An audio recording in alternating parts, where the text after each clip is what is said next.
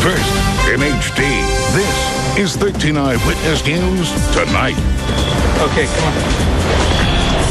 He's not going to get you. Don't worry. Don't worry. Every year, thousands of illegal immigrants make their way across the Mexican border into the United States. Large majority of those immigrants are from Mexico and Central America. But tonight, a shocking discovery about that border. Good evening, friends. I'm Dave Ward. And I'm Gina Gaston. We have learned that hundreds of Muslims are also being smuggled across the border using a growing Eastern European smuggling ring. They eventually make their way to Houston and then the rest of the country. Eyewitness News anchor Art Rascone gives us an extraordinary look at this smuggling ring, speaking with one Muslim who was recently smuggled into Houston. Art? Yes, Gina, Dave, this man tells me he is hot off the smuggling trail, and he is not alone. Every week, Muslims are being smuggled into the United States and brought here to Houston to await the next leg of their journey.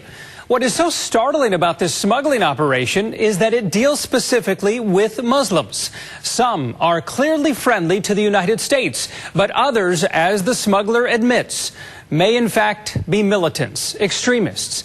I have spoken with nearly 24 recently smuggled in Muslims, some in person, some on the phone, but only one on camera. Here is his story. And it was hard, especially to me. It was really hard to do such a thing.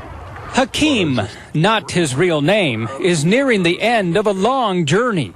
Personally, I had to do what I had to do to escape, because my life personally was threatened. He won't give me his hometown, but at the time of this interview, he was at a holding house in Houston, along with nearly a dozen other Muslims, waiting to be transported to another state.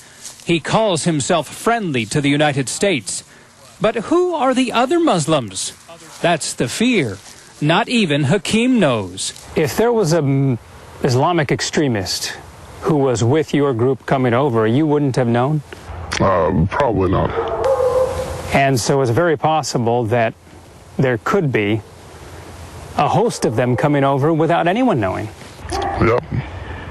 Well, the chances are pretty good, so. Chances are pretty good. Yes, sir. Hakeem's journey, along with hundreds of other Muslims every year, begins in Eastern Europe. Okay, come on. He's not going to get you on camera. Don't worry. That's where we had a secret meeting with this man, one of the reputed ringleaders of a growing Muslim smuggling operation. This costs 16,000 euros. 16,000 euros. So about $21,000 or so. Yes. And that's for? Directly to the United States.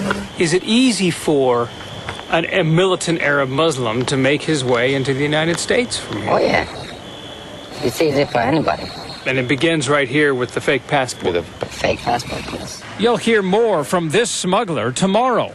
But for Hakeem, what a journey it is. He says he paid $22,000 to smugglers to get him to Houston and to the state of his choice. First they took me to Belgrade, and from Belgrade we transited in Europe, and from Europe they sent us to Mexico, and we crossed the border through Laredo. Vehicles like this simply drive right through. We traveled the same route that the smugglers say they use, through Central America, easily crossing borders, easily making their way to the United States. You'll see more of that journey in the coming days. And why is it into Mexico or Central America? Because they're easily paid off?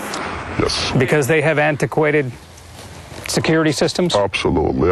It's the only reason they pick Central America, because they're so easy to pay them off and to get it done. The smugglers and Central American coyotes don't ask if a Muslim is trying to just find a new life in the United States, or if he is a terrorist.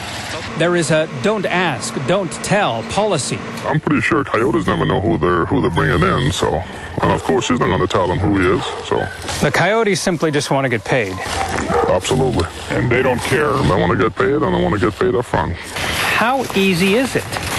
And is it reasonably possible that there are militant terrorists, Islamic extremists among the groups being brought in? I bet they can do that. I bet they can do that. Because it's very easy. In order to get to Central America, it's very easy. So, and then from there, they always have the ways how to bring them here, so. For now, Hakeem waits for the last leg of his smuggling trip to a distant state. He won't say where. No reason to be nervous here, all right? He realizes that the thought of smuggled Muslims will send a wave of fear among Americans. But he says the Muslim smuggling operation is here to stay. Dozens of his friends have made it to the United States, and there are thousands more, he says, patiently waiting. It seems like it's hard, but it's not that hard. Those guys are just pretty much never going to stop. They're just going to keep bringing people. It's a multi-million-dollar for them business. It's a well-organized smuggling ring? Oh, absolutely. Absolutely. They have all the equipment to make all They have all the changes? equipment to make the passport. They have all their custom agents in their pocket. They know what they're doing. They're just not going to stop.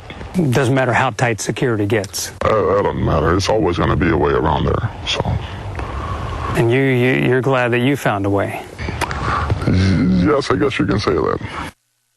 Hakeem plans to join his family back east and begin a new life in the States, he says. But what of the other Muslims being smuggled in? Thousands of them over the years, smugglers tell me. Are there militant Islamic fanatics among them, now creating terrorist sleeper cells in the States? It is possible, smugglers say. And tomorrow at 10 o'clock, we travel to Eastern Europe, to the Balkans, where we will introduce you to one of the ringleaders of this smuggling operation, bringing, he says, hundreds of Muslims into the United States, into Texas and through Houston every year. That's tomorrow at 10 o'clock. Art Rascone, 13 Eyewitness News.